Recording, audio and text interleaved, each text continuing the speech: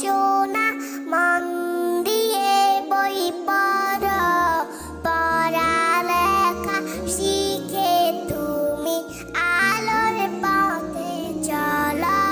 বিশ্বটাকে ঘুরতে হলে নিজকে আগে গড়ো, কোরআন হাদিসে পড়ে তুমি আলোর পথে চলো।